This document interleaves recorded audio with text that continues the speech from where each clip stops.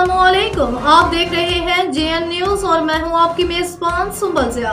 Bulletin का बाकायदा आगाज करते हैं और शामिल करते हैं अब तक की अहम तरीन खबरें।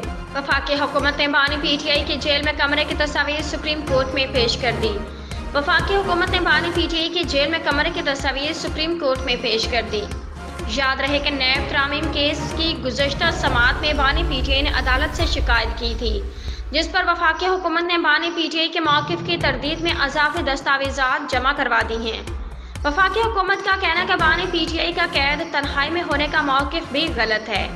अज़ाफ़ी दस्तावेज़ात के साथ बानी पीटीआई की अडियाला जेल में वकला से मुलाकात की तस्वीर भी शामिल हैं।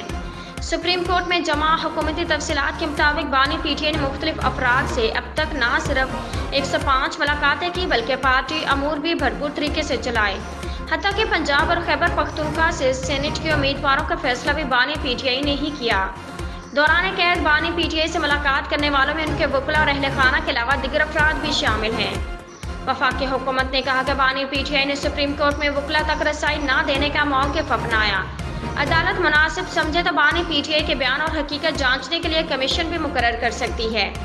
हुकूमत की जानिब से अदालत में दी जाने तस्वीर में देखा जा सकता है कि इमरान खान के कमरे में air cooler, LED study table, office कुर्सी और मैट्रेस की सहूलत मौजूद है, जबकि उन्हें वर्जिश की मशीन भी फ्राहम की गई है।